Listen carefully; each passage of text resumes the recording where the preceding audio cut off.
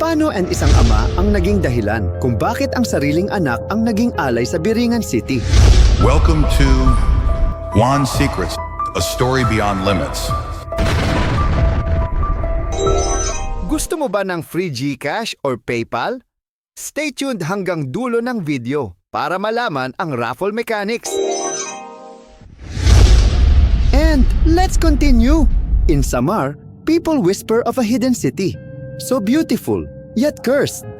A place where every gift has a cost and every desire comes with a sacrifice. This is the story of a man, a father, a healer. Isang lalaking dahil sa sobrang pagmamahal, nauwi sa kasakiman, whose desperation invited a curse. At ang kabayaran na kanyang binayaran ay ang buhay ng kanyang sariling anak. Sa isang baryo sa Samar, may isang kilalang mananambal, isang albularyo, na marunong sa dasal, sa orasyon, sa lahat ng halamang gamot. For many years, people came to him for healing, for blessings, for protection. Ngunit kahit gaano siya kagaling, hindi niya kayang iligtas ang pinakamahal sa kanyang puso, ang kanyang asawa. Day by day, pinapanood niya itong manghina. Her skin grew pale, her eyes hollow, her breath shallow. Para bang may aninong dahan-dahang sumisipsip ng kanyang kaluluwa. Ginawa niya ang lahat. Mga halamang gamot na dinikdik sa mapapait na tsaa. Mga orasyon na paulit-ulit niyang binigkas habang walang tulog. Mga ritual na isinagawa sa ilalim ng buwan, pero lahat na bigo. And every failure was a blade in his chest. For how could a healer heal the world, yet not save the woman he loved most?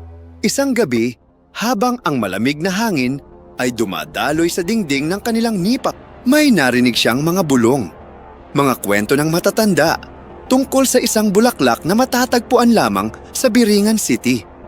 It was said to glow like gold. Its petals could cure any sickness, even those that steal the soul. Pero may babala, hindi ito para sa kamay ng tao, at ang sino mang hahawak nito magbabayad ng presyong higit pa sa kayang dalhin. Alam niyang bawal. Alam niyang may kapalit. Ngunit dahil sa pag-ibig at sa desperasyon nagpasya siya, kukunin niya ito. Kinabukasan, early morning pa lang, nagsimula na siyang maglakbay. Deep into the forests of Samar, he walked. Pero hindi siya nag-iisa. His young child was with him, masyadong bata para maintindihan ang bigat ng kanilang misyon. Habang palalim sila ng palalim sa gubat, the air grew heavy, thick like smoke, pressing against their lungs. Unti-unting nawala ang huni ng mga ibon, and even the chirping of crickets faded, hanggang ang natira na lang ay katahimikan. A silence so deep, it felt alive. Hinawakan niya ng mahigpit ang maliit na kamay ng bata. He felt the trembling in those tiny fingers. At bumulong siya sa kanyang isipan. This is for her.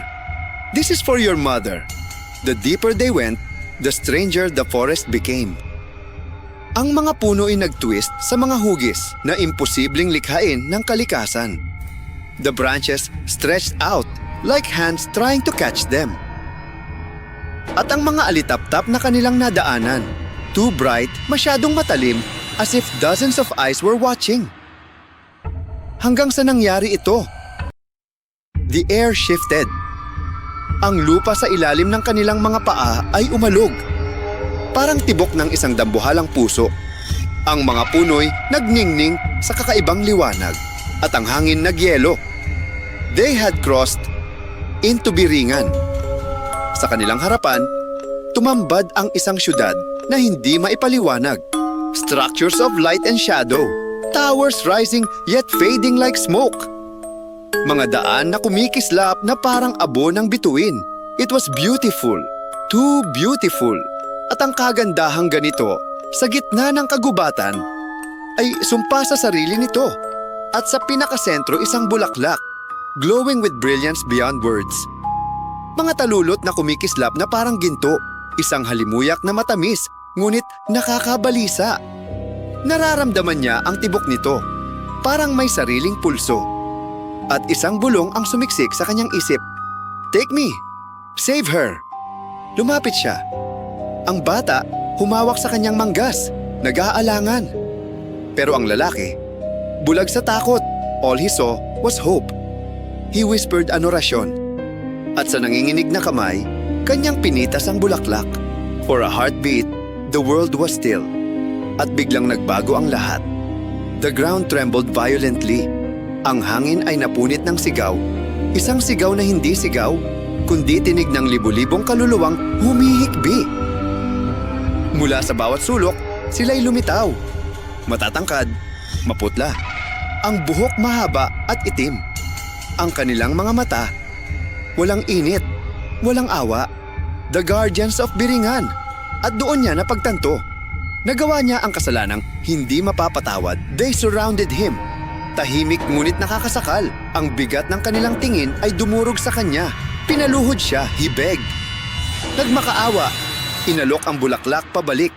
Inalok ang kanyang sariling buhay.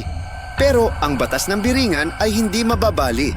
Every sin demands payment at ang kasalanang ito hindi dugo ng hayop ang kapalit. Hindi ari-arian, kundi ang pinaka-precious sa lahat. The price was his child. Parang mga ahas ang mga anino na gumapang papalapit sa bata. Pumulupot sa kanyang maliit na katawan, the child screamed. Tumawag sa kanyang ama, the father lunged forward. Paulit-ulit na nag-orasyon, sumigaw ng bawat dasal at sumpa na alam niya. He tore at the shadows with his bare hands. Pero walang bisa. Lahat ng lakas, lahat ng dasal, walang silbi sa Biringan. Ang iyak ng batay pumunit sa gabi. Papa! Papa! Hanggang ang tinig ay nalunod sa dilim. At ang iniwan na lamang ay katahimikan. Naiwan ng ama, hawak pa rin ang bulaklak. Pero ang kamay na dati hawak ang kanyang anak ay wala ng laman. Pagbalik niya sa baryo, ibinigay niya ang bulaklak sa kanyang asawa. At gaya ng ipinangako, she was healed. Her skin regained its color. Her eyes sparkled once more. Parang walang sakit na dumapo. Pero habang siya'y muling nabuhay, ang kanilang anak ay tuluyan ng nawala. Every night, the man was haunted.